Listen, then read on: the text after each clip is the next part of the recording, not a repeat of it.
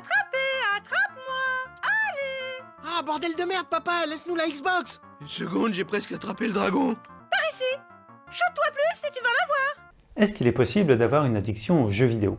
Il y a beaucoup de personnes qui ne sont pas d'accord sur le sujet. Je ne vais pas clore le débat en quelques minutes, mais j'avais envie d'ajouter quelques éléments en proposant une autre approche.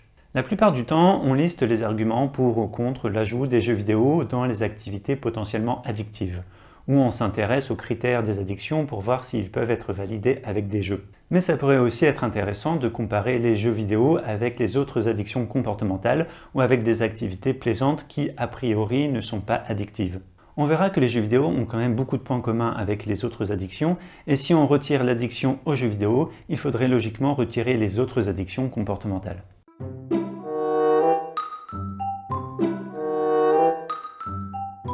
Il existe deux types d'addictions, des addictions avec substance, comme le tabac, l'alcool et la cocaïne, et des addictions sans substance, que l'on appelle aussi addictions comportementales, comme les jeux d'argent, le sexe et la pornographie, l'addiction au sport qu'on appelle aussi la bigorexie, ou le travail avec le workaholisme. Et donc les jeux vidéo feraient partie des addictions comportementales.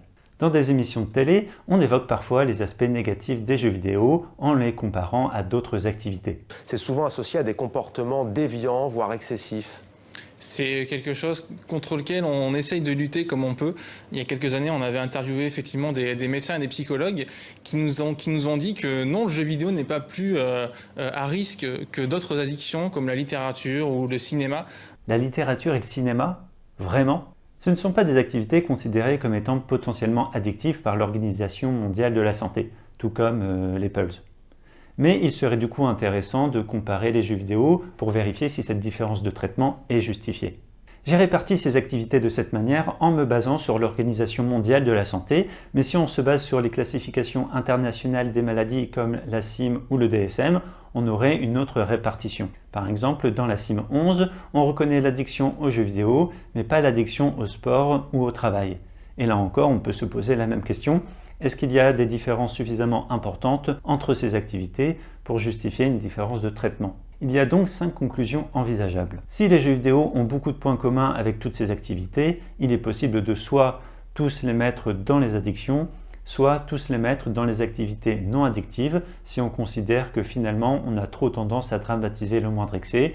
Ça représente donc 2 possibilités. La troisième possibilité est que les jeux vidéo ressemblent beaucoup aux activités potentiellement addictives et pas aux autres, et il serait donc logique qu'ils en fassent partie. La quatrième possibilité est que les jeux vidéo sont différents des activités à gauche et ils sont plus proches de celles de droite, et donc on ne les met pas dans les activités potentiellement addictives. Et enfin, il est possible que les jeux vidéo soient trop différents des autres activités, et donc il faudrait leur créer une catégorie à part entière. Et on va maintenant comparer toutes ces sources de plaisir à la loupe à travers 5 thèmes.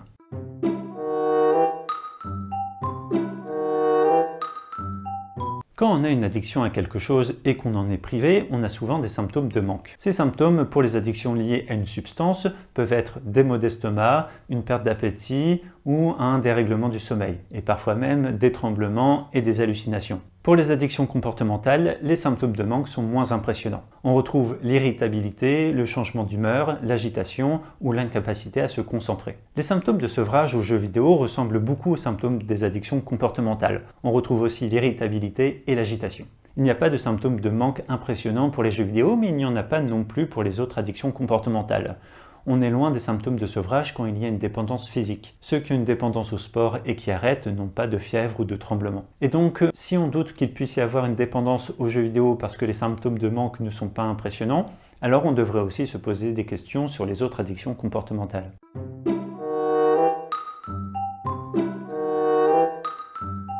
Une autre critique fréquente contre les addictions aux jeux vidéo est qu'une forte consommation de jeux n'est jamais la base du problème. Si une personne a une vie déprimante et qu'elle consacre beaucoup de temps aux jeux vidéo, ça ne veut pas forcément dire que c'est sa consommation de jeux qui est la cause de ses problèmes. Les personnes qui jouent beaucoup peuvent utiliser les jeux vidéo pour s'évader, pour avoir un moment de répit quand la vie est trop difficile. Et parler d'addiction aux jeux vidéo aurait l'inconvénient de capter toute l'attention et on ne s'intéresserait plus à l'origine du mal-être. Mais ces remarques marcheraient aussi pour les autres addictions comportementales. Les personnes qui font beaucoup de sport se shootent peut-être à l'endorphine pour calmer d'autres préoccupations, tout comme on pourrait le faire avec le sexe. Et on pourrait se demander pourquoi les personnes qui ont une vie difficile ne sautent pas sur la littérature et le cinéma.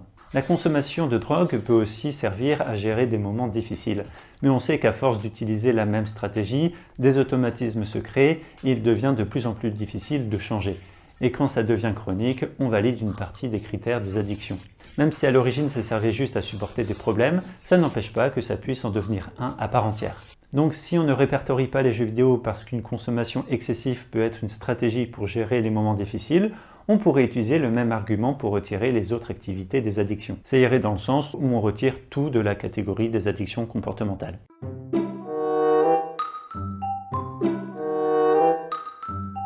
Et qu'est-ce que c'est que ça?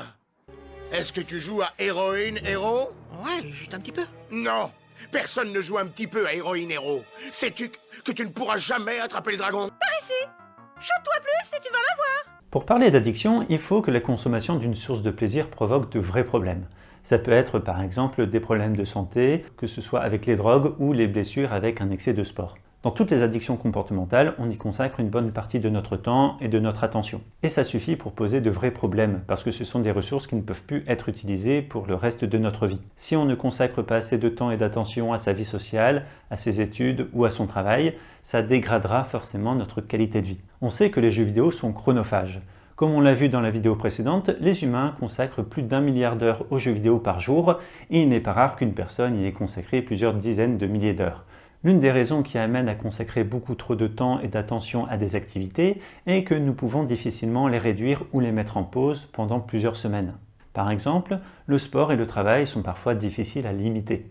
Si on fait des journées de travail trop courtes, on perdra de l'argent, peut-être des clients, ou on aura des problèmes avec notre supérieur hiérarchique. Si on arrête de s'entraîner dans un sport, on prend le risque de sérieusement régresser et de ne jamais réaliser une performance. On retrouve le même problème dans beaucoup de jeux vidéo. Quand on joue à des jeux compétitifs, on a besoin de s'entraîner régulièrement pour au moins maintenir son niveau. Contrairement aux Pokémon, quand nous les humains arrêtons de nous entraîner, nous régressons.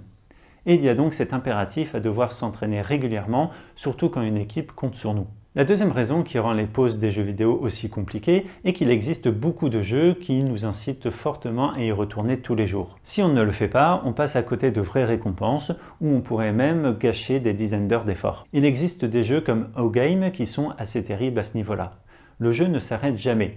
Et si vous n'y retournez pas plusieurs fois par jour pour gérer vos planètes et vos vaisseaux, vous passerez à côté de nombreuses ressources et vous prendrez du retard sur vos adversaires, ce qui vous condamnera à perdre vos futures batailles. Voici un extrait d'un témoignage d'une personne qui a décidé d'arrêter ce jeu. Le truc, c'est que ça demande un niveau d'énergie et du temps tous les jours qui est énorme. C'est une dinguerie, c'est une souffrance. Il faut être là tous les quarts d'heure pour vérifier que vos banques se font pas. Faut arrêter de travailler. Faut faire une pause toutes les 20 minutes de 2 minutes pour vérifier que tout se passe bien. Enfin, c'est chiant, il y a un moment. Faut relancer les expéditions toutes les heures 30. Quand tu vas dormir, faux ghost, 20 minutes ça prend pour envoyer des putains de vaisseaux dans la galaxie. Moi, j'ai juste envie le soir d'aller dormir tranquille, de dormir quand je veux.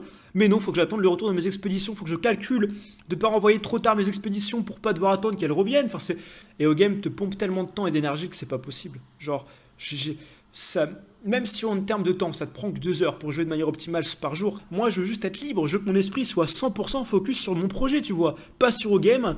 Tu conduis, t'es en voiture toutes les 1 quart d'heure, faut s'arrêter au feu rouge pour vérifier qu'il n'y a rien. Oh, il y a un moment les amis, moi je veux vivre, laissez-moi vivre, sérieux. C'est ce côté envahissant de certains jeux qui est problématique. La peur de régresser nous pousse à continuer même lorsque le plaisir disparaît. On continue pour éviter des punitions comme perdre les prochaines confrontations ou gâcher une partie dans laquelle on a beaucoup investi. Et il faut noter qu'on ne retrouve pas ce problème pour la littérature et les puzzles. Ce sont des activités que l'on peut facilement mettre en pause pendant 3 semaines sans que l'on subisse de punition. Et même si les films peuvent ne plus être disponibles au cinéma, ils le seront toujours sur Internet. On ne retrouve pas cet impératif de devoir y consacrer du temps régulièrement. Donc des activités peuvent entraîner des conséquences très problématiques si elles sont trop envahissantes. Et à ce niveau-là, certains jeux vidéo ressemblent beaucoup aux activités potentiellement addictives.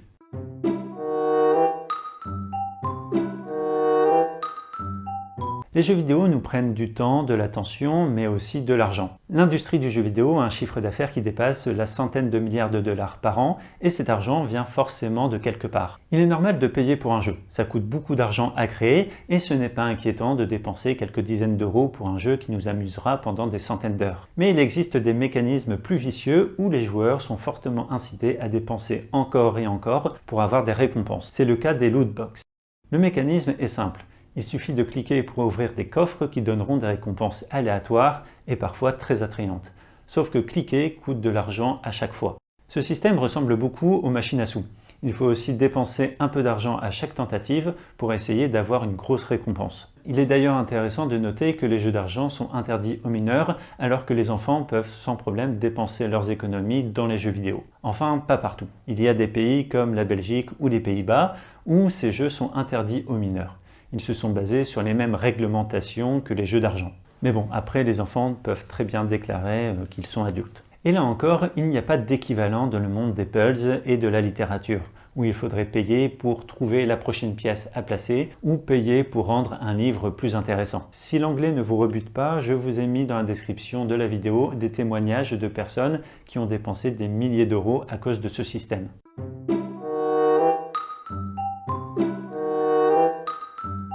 Les sources de plaisir qui nous procurent des sensations intenses ont plus de chances de nous rendre accros que les autres. L'héroïne n'aide pas simplement à être un peu plus relaxé. Il procure vraiment une sensation de bien-être à court terme.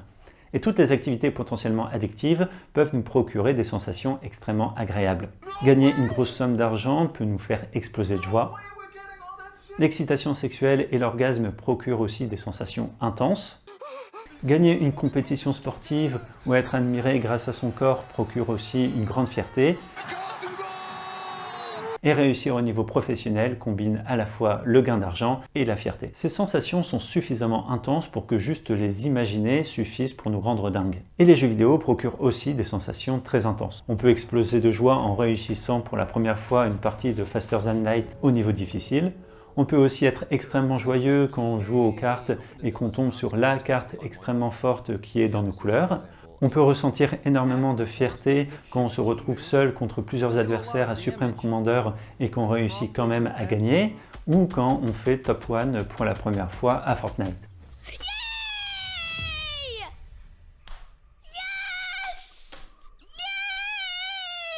À côté de ça, les puzzles c'est sympa, mais c'est quand même vachement moins intense. Et on ne ressentira pas autant de sensations en allant au cinéma, à part si on est Mr Bean. Donc c'est encore un point commun entre les activités considérées comme étant potentiellement addictives et les jeux vidéo.